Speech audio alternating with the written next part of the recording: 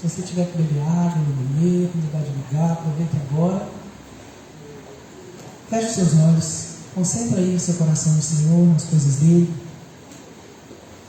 Pai, nós falamos aqui um pouco, enquanto nós orávamos através da música, nós cantamos que nós voltamos os nossos olhos para Ti, nós cantamos que o Senhor que é o centro da nossa vida. Nós clamamos para que o Senhor fosse o centro, fizesse a sua vontade. Nos ajuda a não sermos hipócritas, nos ajuda a não clamar ao Senhor com a boca e fazer com o nosso corpo, com as nossas atitudes, com os nossos pensamentos, as nossas ações, coisas que são incoerentes com aquilo que nós clamamos, que nós oramos. Não é novidade que todos nós estamos aqui, Senhor, para Te buscar. Não é novidade que a gente sai da nossa casa no domingo, porque entendemos que é importante estar aqui. Entendemos que o Senhor tem palavras para nos fortalecer, para nos ensinar. E é por isso que nós recorremos ao Senhor. Por isso eu te peço, Senhor, nessa noite, que o Senhor rasgue o nosso coração, quebra as estruturas de orgulho que impedem-nos de escutar a Sua voz, dos nossos próprios achismos, das nossas próprias concepções culturais e familiares e religiosas, que nós possamos nos esvaziar das nossas opiniões para poder estar livre, abertos para ouvir a Tua opinião, para só então contar com a ação do Teu Espírito Santo de colocar tudo no devido lugar na nossa mente, no nosso coração e consecutivamente nas nossas ações.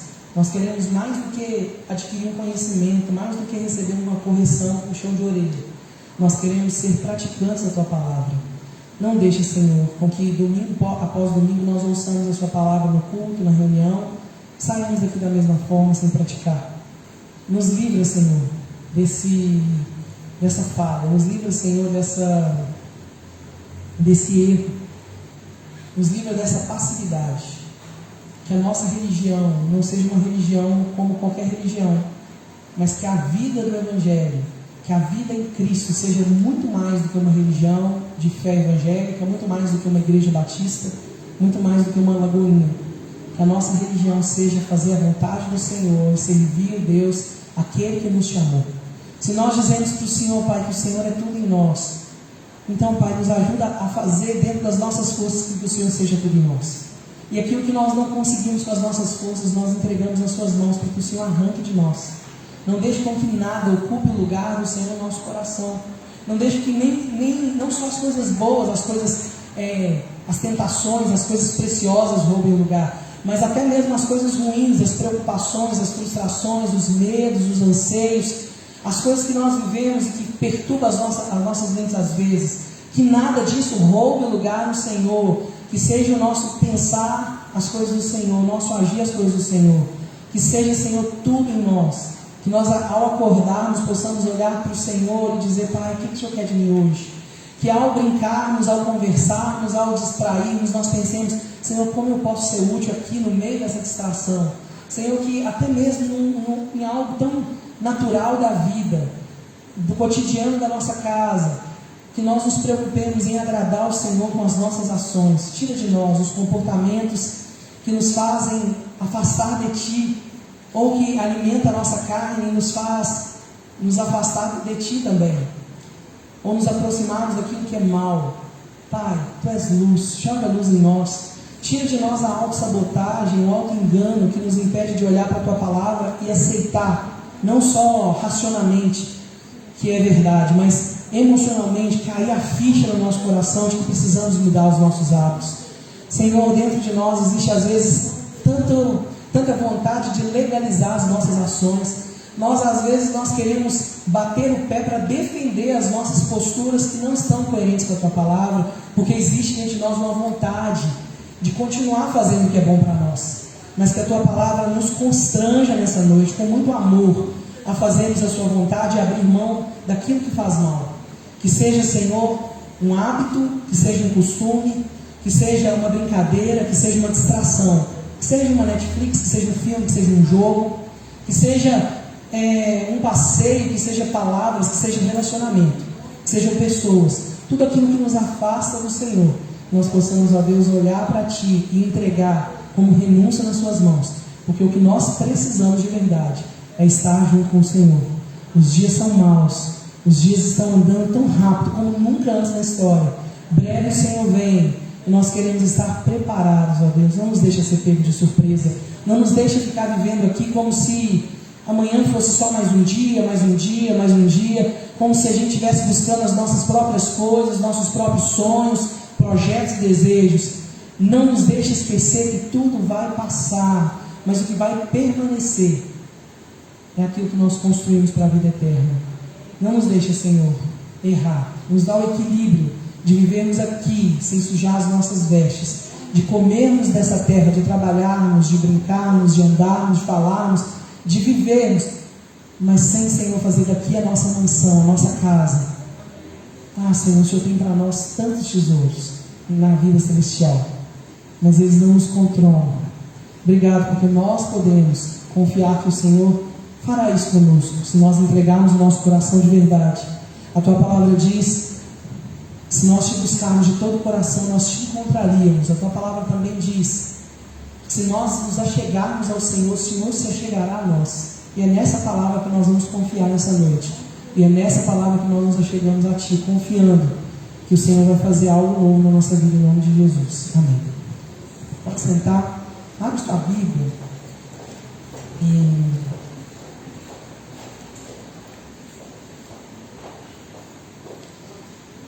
Mateus 28. Texto tão conhecido, um texto que eu acredito que você já tenha ouvido ou saiba de cor.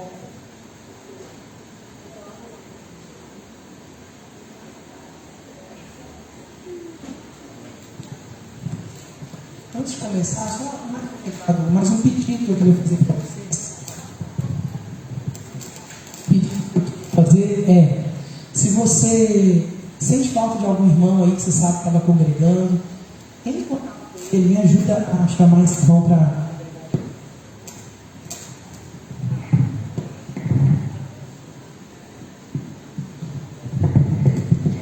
Me ajuda a chamar esse irmão para estar de novo próximo.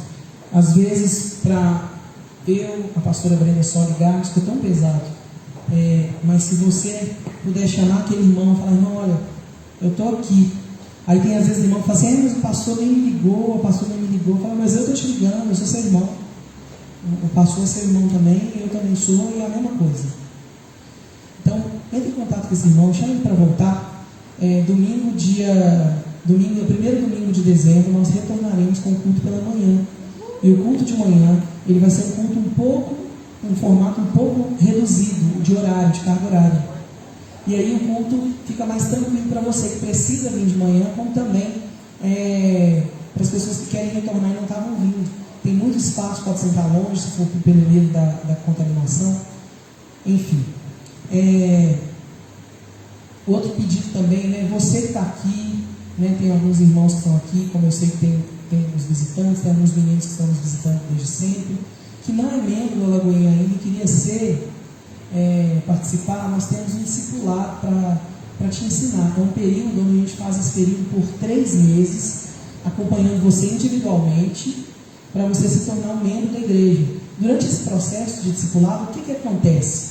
Acontece que nós vamos sentar com você individualmente, conversar sobre a palavra, tem lições ali, estudos específicos, onde nós vamos debater aquele assunto, te ensinar, tirar suas dúvidas, te ajudar a entender o Evangelho, o que Deus espera de você como cristão, o que a nossa igreja acredita, o que nós pensamos, assim como também te preparar. Imagina aí um lugar que a gente vai podar para mostrar ali que aquele lugar ali é um lugar de florescer. E aí é uma decisão que você pode tomar, tanto em se batizar, caso você não seja batizado, como tomar uma decisão de ser membro ou não, a partir do momento que você conhece. Então é importante esse namoro para acontecer o casamento. Então, se você tem interesse em conhecer, você não precisa se comprometer: pastor, se eu fizer, depois eu não quiser batizar, não tem problema. Isso acontece, às vezes, várias vezes. Na sede, isso acontecia assim, cada trimestre na sede eu acompanhava cerca de 90 pessoas.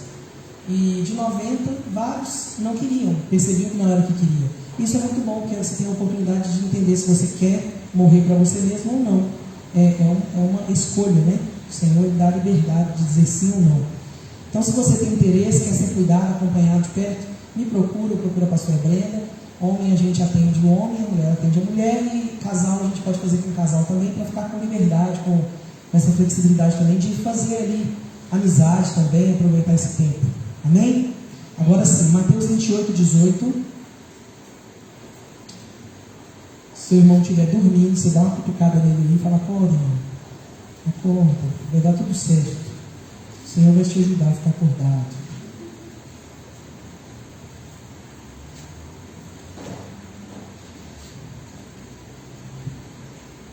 Deixa o Senhor falar com o seu coração nessa noite. Não subestime esse texto que é tão conhecido, mas às vezes tão pouco praticado. Mateus 28, verso 18. Você pode acompanhar a televisão se você está sem Bíblia. Então Jesus aproximou-se deles e disse: foi-me dada toda a autoridade nos céus e na terra. Portanto, vão e façam discípulos em nome do Pai. Vão e façam discípulos de todas as nações, batizando-os em nome do Pai, do Filho e do Espírito Santo, ensinando-os a obedecer a tudo que lhe ordenei, e eu estarei sempre com vocês até o final dos tempos.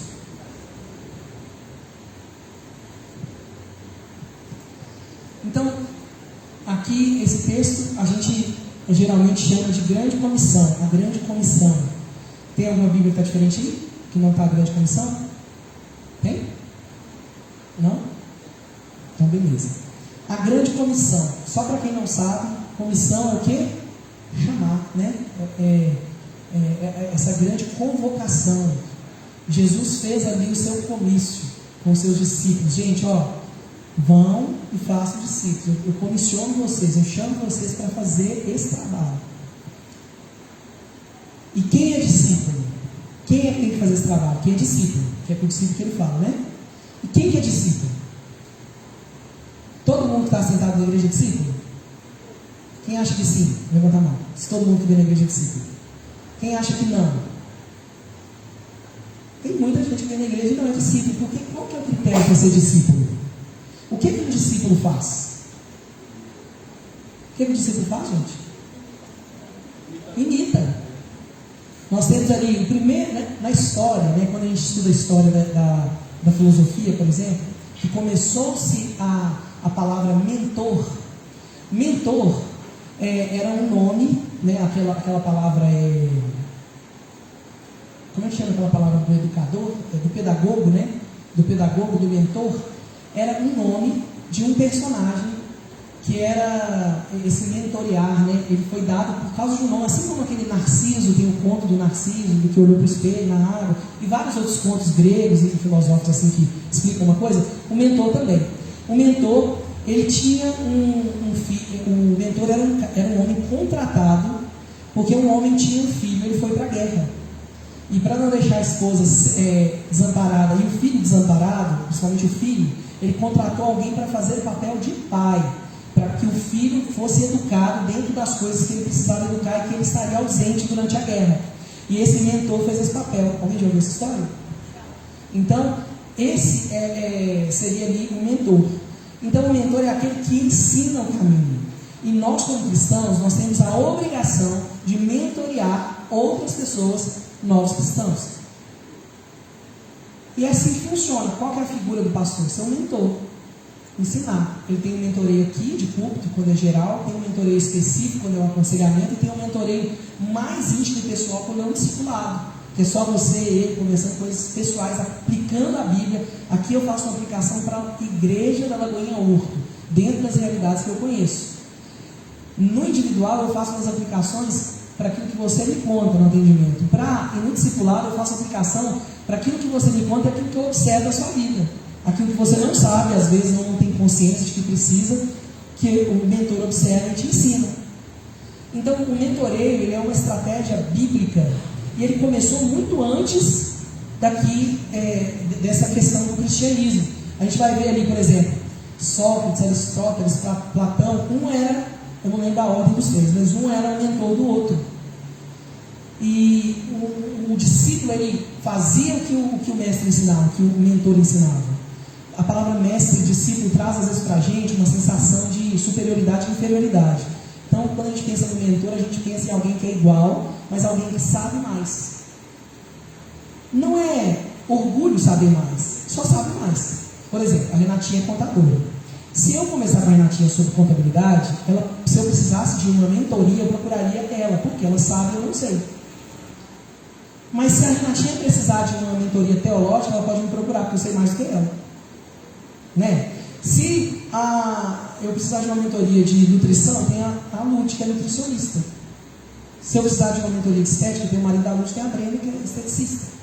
Agora, se eu preciso de uma mentoria de relacionamento, eu procuro alguém que tem de relacionamento, um psicólogo, ou alguém que trabalha com essa área. Enfim, é só isso que muda. Dentro da igreja, o Senhor levantou ministérios para mentorearmos. Então, se você vai participar dos Gideões, você vai ser mentoreado a como orar bem. Se você vai ser discipulado no processo de integração para batizar ou para ser membro da igreja, você vai ser mentoreado para participar desse processo.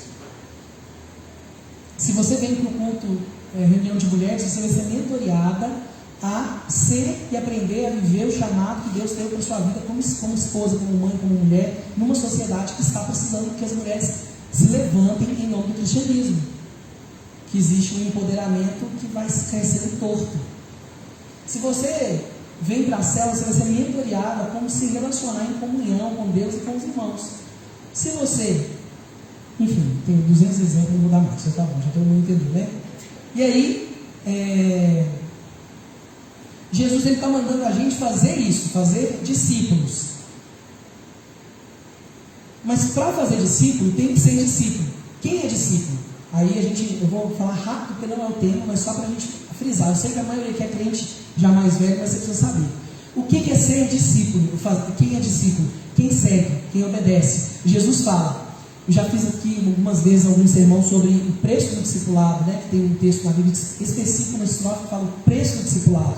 Quem quer me seguir, primeiro preço, nega-te a ti mesmo. Então, o que é negar a mim, o meu eu, meu ego? Eu penso, eu sinto, eu acho. Eu pego essas três coisas, eu coloco de lado. Não que eu vou deixar de ser pensador, vou ser ignorante, vou ser burro, vou abrir a boca, engolir tudo que alguém falar. Não é isso.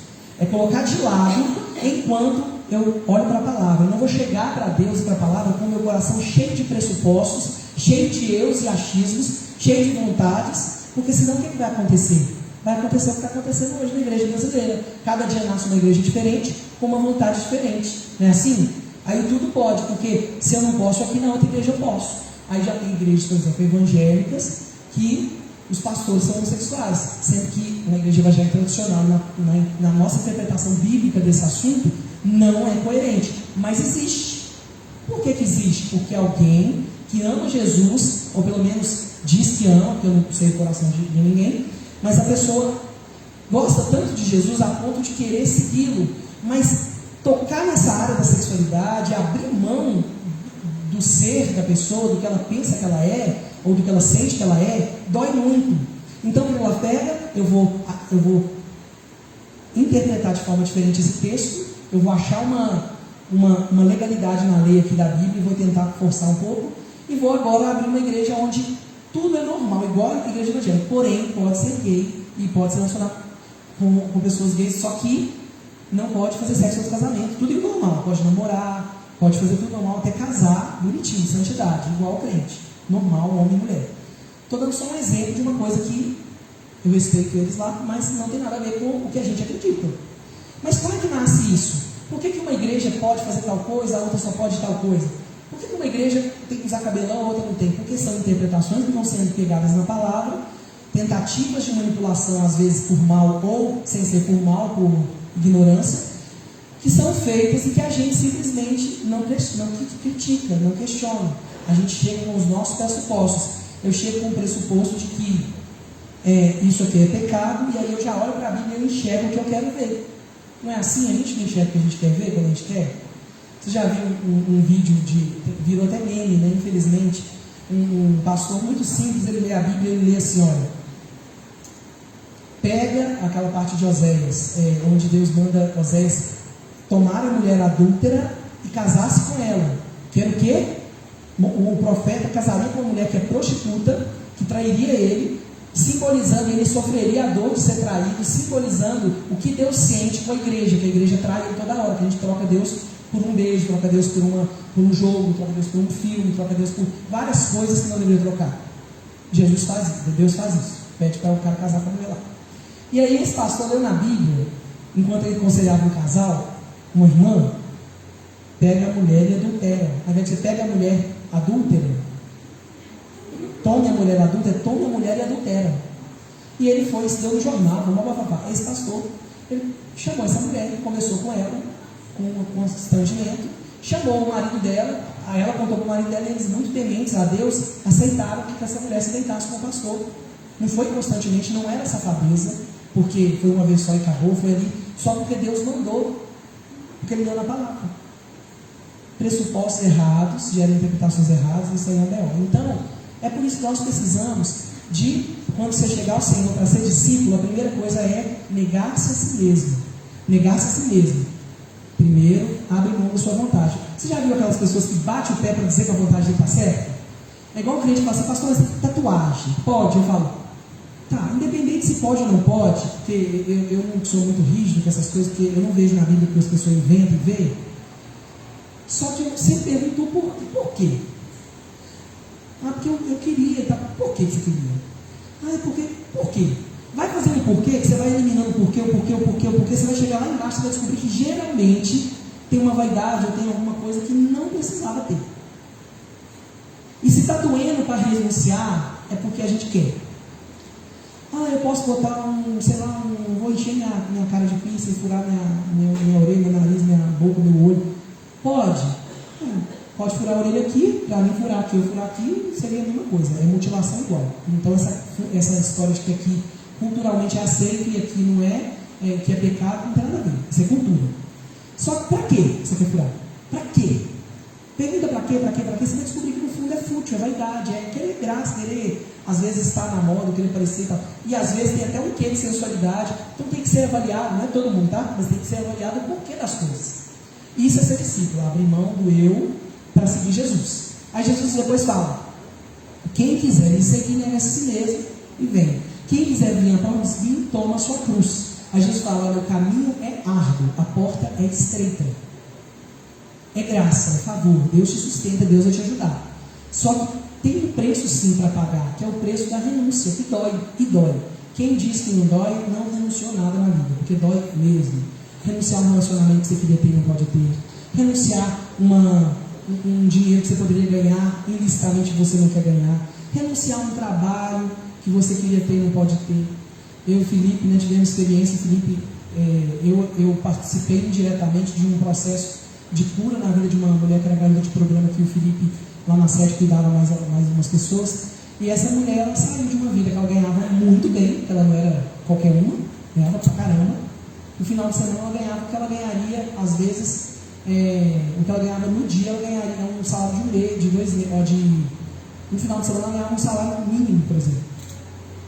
E ela teve que abrir mão e começar do zero, quase passou necessidade. Ah, pastor, mas o justo não mendiga o pão. Não mendiga o pão, mas passa necessidade sim, se for necessário. E foi difícil. Acompanhei rapazes também que eram de programa que ganhavam 5, 6 mil no final de semana e que agora foi ter que trabalhar de call center para ganhar R$1.000, depois de ganhar 5, para trabalhar um mês, igual escravo, sendo maltratado, sendo que ganhava 5 mil no final de semana, com 2 pessoas que ele ficava rico. Renúncia, dói. Não pensa que não dói. A primeira coisa que a gente chegou chorando, vendeu o carro, que era um carrão, que não vai ter como mais sustentar o carro. Aí chega chorando no outro dia, perdeu isso, perdeu aquilo, viu tudo desmoronar, porque precisava. Então quem não quer morrer, não pode ser discípulo. Para ser discípulo tem que morrer. Você já viu aquelas perguntas bobas, tipo, pastor, mas eu gosto tanto de música do mundo, eu gosto só do toquinho, vai ouvir toquinho de música crente, não edifica, pastor, mas é pecado? Tá, não é só pecado, tudo me é lícito, nem tudo me convém. Se eu posso me afastar das coisas do mundo, me aproximar das coisas de Deus, para que quer ficar gostando de coisas do mundo? Se está brigando demais para defender os gostos pessoais, não teve uma morte do ego. Todas as vezes que eu discuto com a Brenda, que é minha irmã e me chama atenção, que é uma pessoa que mais me chama atenção na vida, que é a única praticamente que me chama, é a Brenda. Não é porque quase ninguém me chama atenção. Quando chama também, eu geralmente ignoro isso. Mas a Brenda, ela chama mais minha atenção, porque ela é filha, ela não gosta de brincar com pecado, com coisa nem de brincadeira. E às vezes eu sou muito de falar demais, escapolo umas coisinhas, e aí ela só assim. E aí ela me chama, a gente já brigou muito. E eu percebo que quanto mais eu brigava, as áreas que eu estava mais orgulhoso, querendo defender a minha postura, porque eu não queria mudar, porque ia doer. E a maioria das vezes, que eu percebia que às vezes ela chamava atenção, e todas as áreas que eu brigava para defender a minha postura, é porque no fundo, eu não queria amadurecer, não queria morrer para mim mesmo. Dói morrer, cansa. Mas esse é o discípulo. Então, se você está disposto, ainda que você esteja no aprendizado, tá? Morrer não é do dia para a noite, não. É um processo doloroso, mas que o Senhor te dá muita graça em favor, e você experimenta muitas bênçãos do Senhor, não como uma troca, mas como uma novidade de vida. Então, se você está disposto a morrer para si mesmo, viver a vida de Deus, você é um discípulo. Aí agora sim, esse texto se encaixa para você. Você é um discípulo e você vai fazer discípulos. Então a vida de Jesus, ela revelou tudo aquilo que é a vontade do Pai para o cumprimento do propósito do ser igreja. Inclusive o tema desse sermão é o propósito de ser igreja. Para que a gente é igreja, né? Antes de subir para o céu, né, Jesus ele teve ali esse contato com os discípulos depois da ressurreição dele. Ele falou: gente, eu estou indo, fez as prestações de conta para o Pai, falou com os discípulos, o outro duvidou, enfiou o dedo na mão dele, passou aquele processo todo. E antes dele ir embora, ele deixou uma dica importante. Gente, fica aqui uma coisa atenta para você. Pensa bem, Wesley, todas as vezes que eu vou deixar você lá na sua casa, que eu te vejo no final de semana, eu sempre procuro falar uma coisa mais bonita, porque eu sei que eu vou ver só depois de uma semana. Então eu sempre tenho uns minutinhos no carro para me falar o que eu mais vou querer falar para ele ficar com aquilo no coração. E ele também vai querer falar para mim ficar no coração. Se você vai fazer uma viagem, o Osmar vai trabalhar, vai deixar um mês em casa, vai ter que trabalhar viajando fora. Antes dele ir, ele vai tentar ter o melhor momento com ela, falar palavras que vão marcar a vida dela ali, porque ele não sabe o que vai acontecer naquele mês. O último contato, imagina um contato agora definitivo, você nunca mais vai ver a pessoa, você está aqui no leito de morte, você vai morrer. Você está indo, ou então você está indo para o céu, vai ver só daqui uma eternidade, né? Como não? Quem está morrendo e é crente vai para o céu mesmo, então só vai ver daqui um tempo. E aí você tem as últimas palavras para falar com alguém que você ama, para os seus amigos, para a sua família. Você vai gravar um vídeo, o que você falaria? Você deixaria uma lição importante? Você falaria que amava eles? O que você orientaria eles no último momento que você poderia orientar? Se você tem uma empresa, o que você falaria? As últimas palavras que você falaria antes de deixar outras pessoas assumirem a missão da sua vida? Orientações, né? E Jesus fez isso, se despediu e trouxe orientações. Então, não são orientações opcionais e vagas, e mais um assunto do tanto que, de todos os assuntos que ele falou já era importante, esse era crucialmente importante, especialmente porque ele estava se despedindo. Não era um adeus, mas era um até logo, mas um até logo que está demorando séculos. Então era muito importante e serve para a igreja depois de anos. Tudo que for falado tem que ser anotado aqui por nós, porque o que Jesus despediu era sério. E ele vai falar: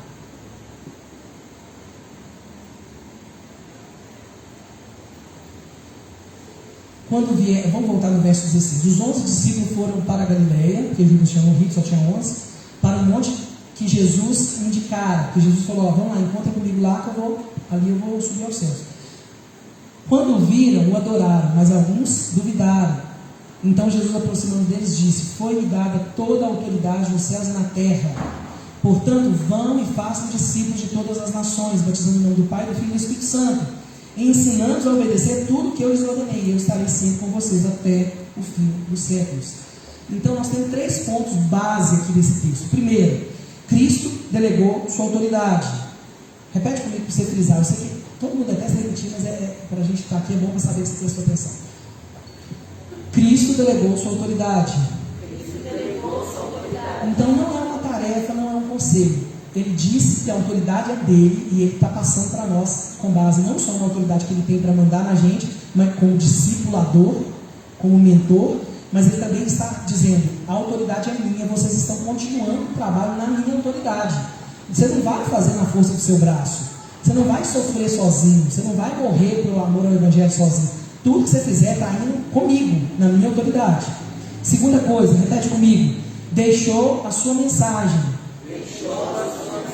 Então ele falou: olha, você vai fazer isso com uma palavra de autoridade que eu te dei, te liberei, você vai lá. Imagina que um homem muito rico, vou pensar em Silvio Santos, muito rico, ele chega lá para alguém do programa da empresa dele lá da SBT e fala assim: olha, vai lá e fala que a partir de agora é assim, assim, assim que vai acontecer, e que eles vão fazer isso agora. O funcionário vai na hora, e a hora que ele chegar, ele fala assim: olha, o próprio Espírito Santo mandou fazer isso. Todo mundo vai obedecer sem questionar, porque ele tem autoridade. Então Jesus fez com autoridade. E o 2, ele deixou sua mensagem, ou seja, ele falou: olha, ensinando-os a guardar aqui, obedecer tudo que eu vos tenho ensinado. Tudo que foi ensinado é para ser ensinado aos outros a guardar. Então eu e você temos a obrigação de ensinar as pessoas a guardarem o que o Senhor nos ensinou.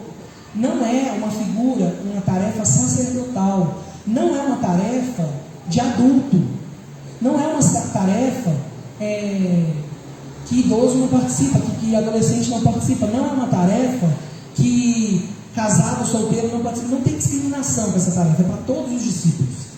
E é uma tarefa que é uma obrigação. E ele não é uma tarefa que a gente vai fazer na força do nosso braço, nem uma tarefa que a gente vai criar história ou marketing ou convencimento. Nós vamos usar o poder dele e a mensagem dele, falar do que ele fez para as pessoas e do que ele ensinou. 3, repete comigo: prometeu a companhia. Ou seja, ele prometeu que estaria conosco até o final dos tempos. Então, você pode ir, falar de Jesus em qualquer lugar que você estiver, ensinar as pessoas a guardarem o que ele ensinou, aqueles que quiserem ouvir, né? Porque é claro que aqui é resumido. A gente vai falar e tem gente que não quer ouvir, a gente sacode a sandália do pé, como ensina a Bíblia, ensina de que não é mais minha responsabilidade, tira a poeira dessa cidade dos meus pés. E saiba só de uma coisa aqui, um aspas, vou abrir um aspas bem grande aqui, mas eu vou voltar no assunto. A responsabilidade de evangelizar, ela é uma responsabilidade tão grande que pesa sobre nós não só a possibilidade de salvar alguém, que é uma coisa linda e maravilhosa. Quando você evangeliza alguém na sua escola, no seu trabalho, na sua faculdade, na sua família e tal, você não só pode salvar essa pessoa de multidões de pecado, que a Bíblia diz, como você também pode condenar essa pessoa. Meu Deus, pastor, eu posso condenar alguém, mas eu não sou juiz, eu não julgo. Não é nesse sentido. Você pode condenar alguém a partir do momento que essa pessoa escolheu deliberadamente não ouvir a mensagem do Evangelho. Pastor, mas se ela estava num momento mal, que ela não queria, o problema dela. Por quê? A oportunidade veio. Pastor, que maldade. Não, o Espírito Santo vai lá e convence. Se o Espírito Santo convence a pessoa e ela resiste o coração, a Bíblia fala: não endureçais o vosso coração quando o Espírito falar convosco. Tem gente que endurece. Tem gente que fala: não, eu prefiro fazer isso aqui. Eu não vou deixar de fazer isso para fazer isso. Eu morrer, eu deixar de ouvir, eu deixar de fazer isso aqui, eu deixar de fazer sexo namorado, eu deixar de fazer isso aqui, eu deixar de fazer isso aqui, eu deixar de ganhar isso aqui. Não, isso é um preço muito alto. Então, já escolheu ser condenado. Nossa, pastor, que feio, que coisa tirana. Não, a Bíblia fala: quem crê será salvo, quem não crê será... Fala, gente. Condenado. Já está condenado. Não será não, já está condenado. É feio, parece uma coisa radical, já não parece uma coisa assim, pressão. É o Evangelho. É o Evangelho. Não é eu que falei, não é eu que escrevi, é Jesus que escreveu. Se a gente acredita nele, a gente tem que acreditar com todas as forças. Tem que ser. Porque às vezes a gente, principalmente o brasileiro, ou o americano, outras nações, às vezes o pessoal é muito mais frio do que a gente. Fala bem mais na lata as coisas. E nós temos uma autoestima um pouco mais fragilizada e a gente tem dó de magoar o outro. Então às vezes a gente tem dó de pensar assim: tadinha, mas Deus entende ele. A gente cria coisas que a Bíblia não está dizendo. Mas Deus entende, tadinho, mas ele também não consegue. Tadinho, ele vai lutar contra a natureza dele. O Senhor não é injusto. Se o Senhor falou que ele pode se converter, porque Deus está dando para ele força para ele se converter, ok? Então, fechando a aspa aqui, que você pode condenar e pode salvar. Voltando aqui para o assunto. Ele nos prometeu companhia. Então Jesus não só virou para você e falou assim: olha, o Guilherme, o Gustavo, vocês podem ir lá e falar de mim, levar minha mensagem, levar o Evangelho, que vocês não vão se dar mal, porque a minha autoridade vai garantir o sucesso dessa missão. E se vocês não perceberem sucesso imediato, não se preocupe, porque um planta, um rega, como Paulo fala, né? Um vai lá e planta, vem outro, rega, e outro vai ali e mexe, mas é Deus que dá o crescimento no final das contas. A gente não vai ver às vezes resultado na hora, mas a gente tem que lançar semente. E o Espírito Santo vai lá na frente convencer. Se ele não for, não é sua responsabilidade. Você não pode fazer nada, só ele pode. Então a gente só pode fazer o que ele deixa. Então você pode ir lá, o Gustavo pode ser ousado, o Felipe pode ser ousado, e saber que ele vai ensinar o que Deus mandou, o que Deus ensinou a guardar, e Deus vai estar com ele até o final do século. Ou seja, você não vai estar desamparado nessa missão. Além de autoridade, eu não estou te dando só autoridade e poder, eu estou te dando a minha companhia com você. Eu estou lá, junto com você nessa missão, nesse propósito, amém? Deu para entender? Então, qualquer tentativa, gente, de ser igreja é corpo de Cristo, tá? Igreja não é instituição, prédio, não. Qualquer alternativa de nós cumprirmos a missão de ser igreja, fora dessa base sólida, né, deixada pelo próprio Jesus Cristo, que é o autor da igreja, o dono da igreja, o fundador da igreja, não há possibilidade de viver a essência, na essência, aquilo que é ser igreja. Então, enquanto a gente achar que ser igreja é ser evangélico, a gente vai se frustrar. Enquanto a gente achar que ser igreja é participar de uma igreja local, prédio, a gente frustra. Não estou dizendo que não tem que ser evangélico, nem que não tem que ser de igreja, não tem que ser batista, não. Você escolhe uma denominação com aquilo que você se identifica e com aquilo que você acha que ela tem mais mais coerência com a palavra, mais equilíbrio. Mas você sabe que a nossa fé cristã está muito acima de todas essas coisas. Se um dia o ser batista entrar em atrito com o ser cristão, eu dou um bicudo no ser batista e fico com o ser cristão. Se um dia ser evangélico chocar com o ser cristão bíblico, que Jesus mandou, ele ensinou eu a guardar, eu tenho que chutar isso para lá. Se um dia ser da Lagoinha chocar com o que Jesus me ensinou na palavra, eu tenho que deixar de viver isso. Amém? Então vamos lá um pouquinho sobre a essência da igreja, para a gente não perder qual que é a essência. A essência da igreja, primeiro, amar o perdido. Essa é a essência da igreja. Se não tiver amor pelo perdido, não tem igreja. A igreja ela não foi feita para ser só uma comunidade dos santos, porque ela já existe assim. Aqui agora eu falo de igreja local. Qual que é o motivo de nós reunirmos nesse salão para ser igreja? Para fortalecer, comer, aprender, treinar, para ir para fora. Tanto é que a palavra igreja em grego é qual? Eclésia. Significa o quê? Chamados para fora. Então a palavra igreja no português ficou igreja, essa coisa que a gente estereotipou. Quando fala igreja, vem, se fosse você desenhar a igreja, você já desenharia uma casinha com a janelinha com a cruzinha em cima. Isso é igreja na nossa cabeça.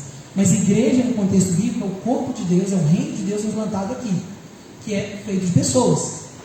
E automaticamente, sem amor, não tem como a igreja existir. Não tem como. O amor pelo perdido. Por quê? A comunidade dos crentes, ela acontece em algum lugar. Onde tem gente que é do mesmo reino, ele é da mesma cidade, do mesmo reino, deve estar ali. Mas o amor ao perdido é o que faz com que a igreja se torne igreja. Esse berçário, esse celeiro de novas pessoas que vão crescer, que vão nascer aqui dentro. E que a gente vai cuidar. Como é que eu cuido de alguém que está querendo crescer depois que nasce? Ensinando a guardar tudo que vos tem ensinado. Batizando em nome do Pai, do Filho e do Espírito Santo e ensinando a guardar. Porque o batismo é uma pública profissão de fé. Eu professo, eu falo publicamente que agora eu nasci de novo. Aí o símbolo do batismo eu desço nas águas, simboliza que eu estou morrendo para mim mesmo e nascendo em Cristo para a nova vida. Eu estou deixando de lado tudo que eu fui, que não era da vontade de Deus, e estou sendo agora uma nova criatura. E por que ensinando? Porque é um processo de aprendizado. Ninguém batiza e sai de lá. Não tem isso, ninguém sabe. Quem dera, né, gente? Eu ia ficar meia hora lá e falar assim, mergulho, me soca aí. Eu já saí assim, sem problema nenhum, sem problema na alma, sem ferida, sem problema, não tem, não é assim. Aí a gente vai ensinando, ele vai nos ensinando a guardar o que ele tem ensinado. Alguém nos discipula. Todos nós aqui fomos discipulados, todos. Você pode falar, pastor, eu nunca fui. Ainda que seja mal discipulado, ou bem discipulado, ainda que seja indireta ou diretamente, fomos. Por quê? Se você já ouviu um louvor, uma música, ou um cantor, ou uma pessoa na internet que falou no seu coração, ele te discipulou. Se você ouviu um colega de trabalho, alguém que te deu um folhetim na rua, ele fez um processo de discipulado. Se você está aqui assistindo esse culto agora, você está participando de um processo de discipulado. Amém? Então, discipulado não é só acompanhamento, mentoreio só assim individual, não. Tudo é discipulado, né? 2. Segunda coisa que é a essência da igreja. Primeiro é o amor pelo perdido. Se não houver o amor pelo perdido, não há essência da igreja. Se a gente fica feliz em ver essas cadeiras vazias, ou então querendo só que os irmãos voltem, não tem amor pelo perdido. Amor pelo perdido é: Senhor, eu estou louco para ver aqui essa igreja cheia de gente doida, gente revoltada, ou então gente que é normal aparentemente, mas precisa do Senhor, gente que está linda, bonita, eticamente, politicamente correta, mas que vai para o inferno bonita e feliz, achando que está tudo bem. Porque o evangelho não é só para quem está sofrendo, para quem é pobre, não. Para quem está sofrendo, não. O evangelho é para qualquer um que está sem Cristo, né? Tem gente que pensa muito isso, sabe? Às vezes no evangelismo a gente vê muito isso, a abordagem de evangelismo, a gente fala assim: olha, o Senhor pode tirar esse vazio do seu coração, o Senhor pode te ajudar, o Senhor pode curar essa doença da sua filha, da sua família. Tá, mas se a pessoa estiver bem, casamento bem, tudo bem. Tem gente que vive bem. A necessidade dele é de Deus, independente da situação que ele está. Senão a gente acaba selecionando o evangelho como se fosse uma alternativa para a autoajuda. É mais uma forma de autoajuda. E quem não está precisando de autoajuda não precisa de evangelho. Não é. O evangelho é o poder de Deus para salvar o pecador. E quem é pecador? Todos pecaram e destituídos estão da glória de Deus. Todo mundo está no mesmo barco. Uns fede mais, uns está de terno, uns está de roupa pelada, rasgada, mas está tudo morto. A mesma coisa. Segunda essência aqui da igreja: fazer discípulos, levar cada pessoa a um relacionamento crescente com Jesus, levar as pessoas a amadurecer. É por isso que arde no nosso coração, e é por isso que a gente se sente assim tão rejeitado quando a gente vê que alguém não quer. Fecha a porta aí, fazendo favor para mim. Por que a gente vê que a gente se sente rejeitado quando alguém não quer? Porque dói na gente saber que você quer ensinar o evangelho, você quer ensinar o que Jesus mandou você fazer, que Jesus não mandou só você ir lá e ganhar alguém para Jesus, não, e a pessoa se converter e nascer, não. Tem o segundo passo que ele mandou: ensinar as pessoas a guardar o que ele ensinou. Como que eu vou ensinar a Renatinha a guardar o que Jesus ensinou? Gente, como? Orando por ela? Como que eu posso fazer isso? Como, Renatinha, que eu posso te ensinar? Com testemunho pessoal, mas como mais? Orando à distância por ela? Eu ensino? Não. Na palavra, eu preciso pegar a palavra, sentar e falar: Renatinha, eu vou te ensinar a ler, vou te ensinar a orar, eu vou te mostrar, eu vou fazer para você ver como é que é. É assim que é o discipulado com Jesus. Ele faz, ele nos mostra, através da Bíblia, que ele já fez, os discípulos dele fez. E assim na vida também aqui. Você olha para sua amiga, para o seu amigo, para o seu irmão, tem coisa ruim nele, tem coisa que está precisando aprender com Jesus também, mas tem coisa que ele já aprendeu que ele pode ensinar. Ninguém aqui é tão avacalhado a ponto de não poder ensinar nada para ninguém, te garanto. Alguma coisa que você já aprendeu com Jesus, você pode ensinar para alguém. Então não tem desculpa. Sabe aquele cego que acabou de converter lá naquela história que Pedro passa, mas o outro apóstolo, e o cego fala assim, pede moeda, e fala: eu não tenho ouro, não tenho prata, mas eu tenho uma coisa, levanta e anda, no nome de Jesus. E o cara fica cego, o cara anda, ou é curado da cegueira, qualquer? Anda. E acontece um milagre, eu esqueci qual que é, levanta e anda. Aí, mas eu peguei o cego, mas eu peguei a passagem errada, não é essa não, peraí, é o cego mesmo, esquece o homem que anda, é o cego. Quando o cego vai lá no salão, e Jesus fala assim com ele, no templo: não conta para ninguém que eu te curei das vistas, não. E ele vai lá e fala, o pessoal fala: mas não era você aquele cego que mendigava há anos e tal? Aí ele fala assim: olha, ele fala: quem fez isso? Como é que foi? Ele fala: foi Jesus. Então ele fala assim: mas como é que foi isso?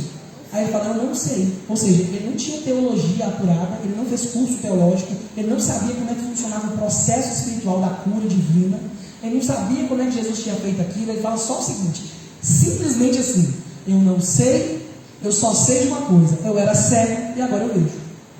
É o que ele precisa fazer. Se você não sabe explicar, debater, discutir, ensinar teologicamente, fala só uma coisa, fala o que Jesus já fez na sua vida. Pastor, Jesus não fez nada na minha vida, então você precisa converter, porque não converteu ainda, porque quem converteu tem uma experiência marcante com o Senhor, tem uma experiência marcante com Deus, tem alguma coisa para contar que Deus fez na vida dele. Se não teve, gente, aí tem que questionar, alguma coisa mudou na sua vida. Percebeu que Jesus não mudou, não? Se não mudou, aí você já era perfeitíssimo, então aí o negócio é complicado. Me ensina. Por gentileza. Então, fazer discípulo, levar as pessoas a um relacionamento com Deus. Então, para fazer discípulo, eu tenho que ter tempo com a pessoa e ensiná-la. Não adianta querer fazer discípulo assim, eu vou gravar uns vídeos e vou mandar. Não. Vai lá, fala, ensina. Tem que ser com prática, tem que ser com vida, tem que ser andando junto. Por isso que é importante a célula, gente. A gente fala de célula, os irmãos até arrepia. Mas célula é importante porque se você não estiver no meio de outras pessoas, você não vê a vida real. Você não vê a vida real. Você não vê os defeitos, as qualidades, você não vê como que a pessoa se supera no dia a dia, como que ela busca em Deus a superação. Então, estar numa célula, estar vinculado com pessoas é extremamente importante, porque aí você vê na prática, você vê que a Lud, ela é uma menina fofinha, engraçadinha, mas ela também peca. E você vê como que ela lida com o pecado dela, que ela corre para Deus, você aprende com ela, você fala, nossa, essa menina, olha que legal, ela tem essa história dela, tem as feridas dela, mas ela busca Deus. Eu também quero fazer isso. A gente cresce, a gente aprende. Terceiro, então primeiro, amor genuíno, né, pelos perdidos. Segundo, fazer discípulos. Terceiro, viver o evangelho genuíno, viver o evangelho de verdade. Esse é o intuito de ser igreja. O evangelho de verdade, ele perpassa justiça, misericórdia, gratidão, santidade, pureza. Ele perpassa várias coisas que vão sendo processo da nossa vida, né? Negar-se a si mesmo, dar a vida pelo outro, servir o irmão. Quarto, viver em comunhão com Deus Trino. Com Deus Trino. Esse é o propósito também da essência de ser igreja, viver em comunhão com Deus. Como é que eu tenho comunhão com uma pessoa? Se eu quero me aproximar mais, sei lá, da Ruth, o que eu faço? Eu converso mais com a Ruth. Eu procuro me aproximar dela, eu procuro gastar tempo, seja pessoalmente ou à distância, mas com coisas que vão trazer essa comunhão, para que eu seja conhecido e conheça. Como que eu vou me aproximar de Deus? Já que Ele é um Deus todo-poderoso, sentado no céu, acima de todas as coisas. Tá, Ele mora no meu coração, mas como é que eu vou me relacionar com um ser tão diferente de mim, que é perfeito e eu sou igual uma criança? Você já tentou relacionar com criança? Muito difícil? Um relacionamento com criança é um relacionamento difícil, é unilateral. Você fala e a criança entende mais ou menos. Você tem que falar na linguagem dela. A criança não comunica com você tanto, é só as necessidades dela. A criança é egoísta, né? Então a gente lida ali de uma forma muito simples. Imagina Deus lidando com a gente, é mais ou menos isso. O Pai Todo-Poderoso sabe de todas as coisas, mas lida com a gente com a cabecinha desse tamanhozinho, que interpreta do nosso jeito tudo errado. E o Pai sabe de tudo. Imagina se fosse um ser humano que falta de paciência que ele ter, né? E aí ele conversa com a gente de uma forma que ele dá, ainda quando ele não recebe em troca. E quando ele recebe essa adoração, essa gratidão, a nossa vida, a nossa santidade, ainda é muito pouco do que ele merecia receber. Então é como se você recebesse do seu filho uma cartinha rabiscada, toda mal desenhada, mas você acha bonitinho e fofo, porque é o melhor que ele pode fazer. Então o Senhor, ele se relaciona conosco como um pai se relaciona com o filho, com misericórdia, com amor, com paciência, compreendendo sim que nós somos limitados, mas julgando e tratando-nos conforme a maturidade de cada um. Tem filho que é bebê, tem filho que já é mais adolescentinho, pode ser mais já cobrado. Tem filho que já é rapazinho, já é adulto. Tem filho que é maduro na fé, como Paulo, já podia passar umas tempestades, uns açoites, já podia morrer. Tem os apóstolos, podiam ser decapitados por Jesus, que estava tudo bem para eles, era um prazer e uma honra, porque a maturidade estava lá na frente. Então, o pai, ele se relaciona com seus filhos. Mas como é que eu vou ter comunhão com esse pai? Se eu tenho comunhão com o ser humano por meio da conversa, do diálogo e do tempo passando junto com essa pessoa e fazendo coisas em comum, com Deus é a mesma coisa, um pouco diferente, mas igual. É igual, mas diferente. Sabe esse igual, mas diferente? Como é que eu vou passar tempo com Deus? Orando. Quando eu oro, eu falo com Ele. Quando eu leio a palavra, Ele fala comigo. Ah, pastor, mas Deus fala comigo de tantas maneiras. Amém, que bom. Mas confie principalmente, sobretudo, quando Ele fala na palavra. Porque Deus falar aleatoriamente é muito perigoso. Pode ser uma coisa na sua cabeça, pode ser um auto-engano, pode ser sua vontade, pode ser seu coração enganoso. Então é perigoso. Você vai dizer, o Senhor falou no meu coração. Cuidado. Fala sim. Mas cuidado, porque o coração é enganoso. Às vezes fala e a gente interpreta do jeito que a gente quer, né? Quantas pessoas em nome de Deus não mataram, não fizeram guerra?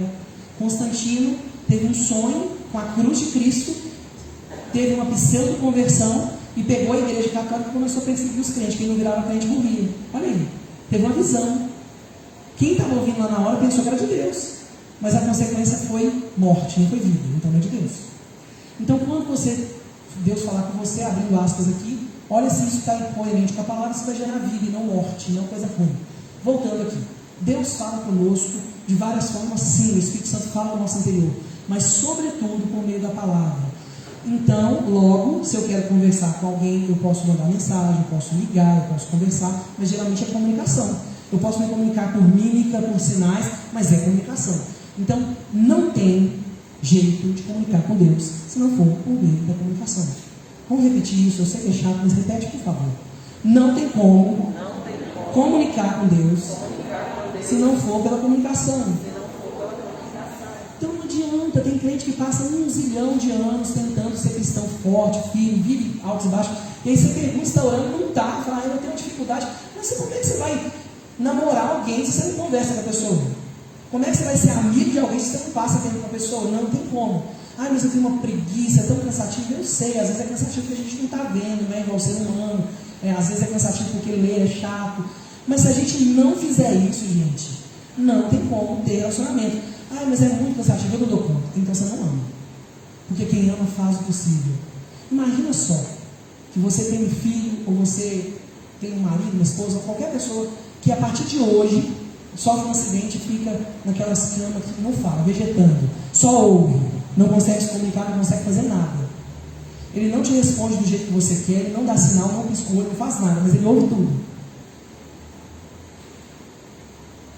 Você continuaria conversando com ele? Se ele não atendesse suas expectativas?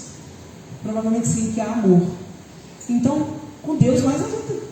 Tem que conversar com Deus. Às vezes ele não atende a expectativa porque a nossa expectativa está totalmente equivocada. Ele fala do jeito que ele acha que é o certo de falar e do jeito que ele precisa ouvir. Achou ruim, reclama para ele mesmo, que é ele mesmo que decidiu. E aí, o máximo que ele vai fazer é te ensinar que não é bem do seu jeito, do meu. É chato, às vezes é chato, sim, às vezes é cansativo. Tem texto da Bíblia que é pesado, é uma leitura que não é tão gostosa de se fazer, mas é um meio pelo qual Deus escolheu se revelar. E se nós não buscarmos o Senhor no meio da palavra, gente, não tem como. Se eu fizesse uma pesquisa anônima aqui com um papelzinho passando por aí, como é que é a leitura da palavra de cada um, a gente ia passar vergonha. A gente ia passar vergonha. A maioria das pessoas não se dedicam tanto porque ou pensa que já fez muito, já conhece muito, ou pensa que não é necessário. Eu já oro, e outra coisa, de vez em quando eu leio, quando eu preciso, quando eu sinto que Deus quer falar comigo, quando eu estou com saudade de Deus, eu tenho um relacionamento ótimo com Deus. Você já viu as pessoas na rua que não tem nada de Deus, elas falam assim, Deus é tudo para mim, é tudo o quê? Não, ele é tudo. Eu falo, é mesmo? Segundo a Bíblia, ele é seu tudo? Porque ele fala, olha, aquele que me ama, que me obedece. Você obedece? Não, então não é seu tudo, você nem ama ele. Você acha? Transmitir para Deus valores humanos, transmitir para Deus sentimentos humanos. Deus não é homem. Não adianta fazer bolo de cenoura para quem não come cenoura. É tentar dar para Deus uma coisa humana que Ele não está te pedindo. Agora, se ler a Bíblia, se conhecer a Bíblia, vai saber o que Deus está pedindo, o que agrada a Ele. O que agrada a Ele é o que Ele mesmo revelou que agrada a Ele. Então isso é complexo, mas ao mesmo tempo é tão simples, mas é tão difícil, porque a gente insiste em fazer da nossa forma, do nosso jeito. A gente tem que gostar. Isso aí é uma infantilidade da nossa parte, a gente precisa amadurecer, né, quando acontece isso com a gente. Então, se você tem muita dificuldade de ler a Bíblia, crie hábitos de fazer leituras picadas, ou ler menos, mas com qualidade, e busque orar. Eu fico desesperado quando eu ouço disso, sabe? Às vezes, não estou dizendo que todo dia você vai ser constante, todo dia vai ter a mesma rotina. Eu sou uma pessoa super daquelas personalidades que não gostam de rotina. Sou bem estrambelhado. Tem dia que minha rotina é toda desorganizada. Mas existe ali um conhecimento, existe uma busca. Não é aquela coisa que eu estou falando de deixar de vez em quando. É como uma comida. Parece um beabá que eu estou falando, mas eu vou repetir. Eu sei que você vai ficar assim, pastor, isso é óbvio, eu já sei. Mas é como você comer. Você come só de vez em quando? Eu só como de vez em quando, pastor. Então é por isso que você pode saber fazer exame se está com anemia, está doente, com alguma coisa. Porque tem que comer. Se não comer, alguma coisa vai dar ruim daqui a um tempo. Então tem que comer da palavra, senão fica um crente sem vitória, um crente que qualquer pecadinho, qualquer tentação é rasteira. Qualquer coisa que vem, qualquer seta de Satanás, ela entra, não tem escudo nenhum, não tem blindagem nenhuma. Não tem poder de Deus, não tem ousadia, não tem coragem de fazer nada. Está vivendo a mesmice do Evangelho. Só é crente, só de religião. Não vive nada de novo. É tão ruim quando a gente se sente assim, né? Então, viver o Evangelho genuíno. Quarto, viver em comunhão com Deus, Trino, ou seja, com o Pai, com o Filho e com o Espírito Santo. Quinto, ter uma vida direcionada, governada por Deus, desfrutar da sua presença, ou seja, nunca mais eu vos deixarei, jamais eu vos abandonarei. E aqui no Mateus 28, verso 20, ensinando a obedecer o que vos ordenei, e eu estarei sempre com vocês até o final dos tempos. Então, é desfrutar,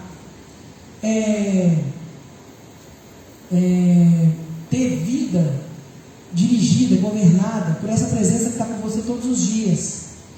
Eu não estou falando aqui de você ficar achando que Deus não é uma entidade que manifesta ali como um guia das religiões afro e fala assim para você, você vai fazer isso, isso. Não é assim. Deus, ele fala para a gente por meio da palavra, ensinando o que ele já deixou, e por meio ao nosso coração, por meio da consciência cristã que foi renovada pela palavra. Porque o Senhor só fala aquilo que está ali, que a gente já sabe.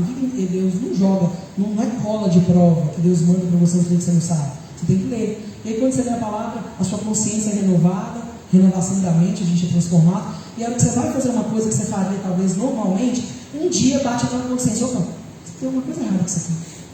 É o próprio Espírito te alertando que isso aqui não é bom, que você já aprendeu e você lembra, a palavra de Deus diz isso aqui. E aí transforma pela mente. E aí a gente começa a deixar a nossa vida ser direcionada propositalmente por Deus. Amém? Para finalizar aqui, uma aplicação prática para você. Primeiro ponto que a gente tem que sair daqui preparado para fazer: alinhar o nosso próprio propósito entre nós e a igreja. O intuito aqui é o quê? Qual que é o sermão? Qual que é o propósito de ser igreja? Então a gente tem que alinhar o nosso propósito. Tá, você que está aqui hoje, você está aqui para quê? Para ser igreja, tá? Você já descobriu o que é ser igreja. Agora, ser igreja está alinhado com a sua própria vida, com as suas expectativas, porque às vezes a gente está aqui só para estar, ou para ser igreja, mas do jeito que a gente quer. E ser igreja na essência é isso. Vou repetir os pontos aqui. Número 1, amor pelas vidas, fazer discípulos, viver o Evangelho, viver a comunhão com Deus, ter uma vida direcionada e governada pelo Espírito Santo. Se esses são os seus propósitos também, glória a Deus, estrelinha dourada para você. Tirou 10. Se esses não são os seus propósitos, você não foi reprovado, porque tem recuperação. O que a gente faz? Alinha o nosso coração, ora e fala: Pai, coloca no meu coração esses pilares, porque eu estou ótimo aqui, no quesito vida direcionada pelo Senhor, eu estou muito bem. No quesito viver o Evangelho genuíno, eu estou me esforçando, eu estou bem também, graças ao Senhor. Olha, no viver em comunhão com o Senhor, eu também estou vivendo. Senhor, mas nesse ponto 1 aqui, amor pelos perdidos, eu estou fraco. Nesse ponto está falho. Ou então, Senhor, eu até tenho amor pelos perdidos, eu vou lá, eu ganho eles e tal, mas nesse segundo ponto, fazer discípulo, ensinar eles a guardar o que o Senhor tem ensinado na palavra, eu estou fraco. Estou guardando não, estou ensinando não. Se você não está fazendo essas coisas, uma dessas coisas é um ponto que precisa ser melhorado. E aí quem nos ajuda a melhorar é o Senhor. A gente ora, pede para Deus e se prepara. Fica na posição de receber o que Ele está dando. E age em conformidade, ou seja, age de forma coincidindo com o que a gente está pedindo, né? Em fé. Segundo, depois de você alinhar seu coração alinhar com a sua expectativa de ser igreja e a expectativa de Deus, faça tudo ligado ao corpo de Cristo. Não deixa não seja um membro deslocado, alguém que fala assim: não, eu gosto de fazer as coisas por minha conta. Eu sou um lobo solitário. Não existe um lobo solitário na igreja e no Evangelho. O Evangelho, o Senhor nos chama de ovelha. Ovelha anda em bando. E ovelha tem pastor, e não é só um, não é mais, é vários. Você já viu aqueles bandos de ovelha andando junto? É um pastor que vai atrás, é um pastor que vai na frente, é um que às vezes vai de cavalo junto. Porque são demandas que eles têm que estar ali cercando para as ovelhas andar junto. Ovelha que se desvinculou do aprisco é VAP, morre. Lobo passa a boca dentro. Então não ande sozinho. Pastor, mas o meu temperamento, você não sabe, eu sou muito difícil. Não tem problema. Vai ter gente que vai te aguentar. Mas você não sabe, eu detesto pessoas. Não tem problema. Primeira coisa que vai fazer é negar-se a si mesmo, parar de achar, de considerar e se detestar como tão importante, e vai tolerar as pessoas, e vai ficar com as pessoas. Morrer para si mesmo. E aí, aprender a lidar com o outro. Aprender que o outro às vezes é chato, mas é ser humano. Então, Então faça tudo conectado ao corpo de Cristo. Não anda sozinho. Não existe irmãos. Só na família Adams que tem irmãozinha, né, que anda sozinho. Vocês já assistiram? Irmãozinha, tá? Fora isso, irmão só anda no corpo. Tirando a fantasia da família Adams, que é um ser sobrenatural que anda com a mãozinha, toda mão fica pregada no corpo, senão ela não funciona. Tem mão no corpo que nem funciona, né? Quem tem um problema. Agora a mão em Cristo tem que ser uma mão funcional e tem que ser uma mão pregada no corpo. Só para ficar bem claro. Viva essa essência de forma genuína e orgânica, né? Um estilo de vida. Tem que ser um estilo de vida, não pode ser só uma religião que eu venho no domingo, bato meu cartão aqui na igreja e falo, bati meu ponto, fiz minha parte, estrelinha para mim. Não é isso. É viver de forma orgânica, é viver isso assim, entranhado na sua vida intencionalmente. Eu sou igreja durante a semana também. O dia que eu não venho aqui, eu sou igreja também. Eu mando mensagem para o Rafa, falo, ei Rafa, como é que você está? Eu mando mensagem para o Felipe, e aí Felipe, como é que você está? Como é que estão as coisas? Eu falo, ô Virgínia, nós estamos usando a faxina, você pode ajudar aqui? É só isso que eu falo para a Virgínia. Então, é isso. É conectar, relacionar. É ser proposital igreja. Eu estou aqui para ser igreja, muito mais do que as paredes aqui no dia de domingo, estilo de vida. Seja intencional também no propósito, ou seja, para de ficar dando volta e fugir dos propósitos de Deus. Deus já te falou o que Ele quer que você faça, está na palavra. Para de ficar esperando. Tem gente que tem dois públicos, um que fica esperando Deus virar e falar, Wesley, meu filho, você tem que falar de mim para aquela pessoa. E tem gente que fica esperando uma direção específica, tipo assim, eis que te digo, Renatinha, tu foste chamadas, aleluia, para fazer uma grande obra. Aquela coisa bem assim, não, às vezes Deus vai fazer isso, mas às vezes não vai. Às vezes Deus vai falar só assim, ó. O pastor Breno vai vir no culto de domingo e vai falar, aí de fazer discípulo que Jesus mandou, tá, Renatinha? E ela vai fazer. Se ela ficar esperando uma voz mirabolante do alto, pode até ser que Deus faça, especialmente quando é uma coisa muito específica. Mas às vezes não precisa, porque já está aqui. Então não é menos importante o que já foi dito. Tem gente que quer ouvir o que já foi dito para poder ter certeza que foi dito, mas já está aqui. É fé. Então não precisa esperar para saber. Deus mandou você servir o irmão? Serve. Deus mandou atender as necessidades do órfão, da viúva? Atende. Deus mandou abrir mão de si, dar mais para o outro que receber? Faz isso. Deus mandou suprir a necessidade do necessitado? Supre. Não espera Deus falar com você, olha, eu tive um sonho profético que eu estava distribuindo cesta básica. Não, se você já pode distribuir agora, vai lá e faz. Ah, pastor, mas eu não tenho condição. O máximo que eu faria é uma 5. Ok, faz 5 e distribui. É melhor que nenhum, já faz alguma coisa. Para que esperar direções sobrenaturais? Está aqui na palavra, faz. É só obedecer. Para a gente terminar, eu queria que vocês pensassem nessa questão do GC, sabe? Nossa igreja, uma das coisas que a gente está falando muito isso diante, não só da visão da Lagoinha, como da visão bíblica. Eu acredito de fato que o GC é um meio estratégico bíblico de ganhar pessoas e cuidar de pessoas. Às vezes a pessoa não vem aqui, mas se a gente chamar ela para ir no GC, ela vai. GC são células, tá? São grupos de pessoas que se reúnem. Então, vamos supor, o Guilherme falou, Guilherme, tem um GC aqui da igreja. Aí o Guilherme vem, vai estar a Renatinho, o Felipe, a Isabela, a Brenda, nós aqui. Aí o Guilherme chega, senta na roda, é uma roda, onde tem uma pessoa que vai direcionar para não sair, não virar bagunça, não mudar de assunto, mas não é um líder que vai dominar, não é uma aula. Todo mundo compartilha, todo mundo fala, tem uma lição que vai ser ensinada e a gente vai falando aquilo ali, contando as experiências. O objetivo não é nem tanto o estudo é para agregar. O objetivo é a comunhão, é um relacionamento, para andar junto. Por quê? Às vezes, é Gabriel que seu primo chama? Seu primo chama Gabriel? Qual é o nome dele? Ou Gustavo? Fabiano. Eu chamo Fabiano de tudo quanto é nome, menos de Fabiano. Fabiano está lá atrás. O Fabiano chegou na igreja, já visitou algumas vezes, mas o Fabiano entra e às vezes sai sozinho. Às vezes não dá nem tempo de eu dar um abraço, de ir lá conversar com ele, e às vezes você também não dá, porque ou não ficou com vergonha, ou não viu ele. Mas se o Fabiano, nós tivéssemos uma célula aqui de jovens e tal, o Fabiano às vezes quer vir para Jesus, caminhar mais perto, mas ele tem muitos amigos no mundo. E ele vai ter que fazer uma transição, quando ele começar a perceber que não presta algumas coisas. Só que cadê os amigos do Fabiano agora? É nós, estamos aqui, é você que está aí. Só que se a gente não fizer isso, a gente não ter comunhão, falar, Fabiano, ó, senta aqui na célula, nós vamos sair depois do final do culto para comer pizza, vamos sair aquelas panelinhas da igreja assim que rolam, né, dos amigos ali da igreja. Não é pecado, é legal, porque vai ter gente que precisa ser amigo. Então isso nós precisamos. Então eu queria convidar vocês a pensar sobre isso, abrir o coração para a célula, seja na sua casa, seja aqui na igreja, a gente começar esse ano de 2022 em células, sabe, fazendo esse grupo, fazendo esse movimento, onde a gente vai poder cuidar uns dos outros, dentro da faixa etária, dentro das peculiaridades. Às vezes você é mulher, queria conhecer novas pessoas, vem com uma célula que tem mais solteiro, às vezes você é mais velha, quer estar com pessoas mais velhas, não tem paciência com menina nova, vem com o pessoal mais velho, você é adolescente, está cansado de ver o pastor falar aqui na cabeça horas e horas. Então, vem com uma célula de adolescente e assim vai. Por quê? Para poder ter comunhão, amizade, relacionamento. Isso é intencional. E aí a gente pode, dentro da célula, a gente pode ganhar pessoas para Jesus quando a gente convidar eles para vir. A gente pode ensinar eles a guardar o que Jesus nos ordenou, porque a gente vai estar num ambiente de ensino, apesar de ser relacionamento, ensinando através do relacionamento, do comportamento, do exemplo, do testemunho, e ensinando através da lição. E também a gente também vai estar ali mostrando um amor genuíno e atendendo as necessidades, vivendo o Evangelho, que é comunhão com Deus, com os irmãos, e atendendo as necessidades uns dos outros. Porque às vezes, para a Verônica chegar para mim e falar assim: ô pastor, Mônica, quer dizer, a Mônica chegar para mim e falar: ô pastor Breno, eu estava precisando tanto que você orasse por mim, por isso, às vezes eu fico com vergonha.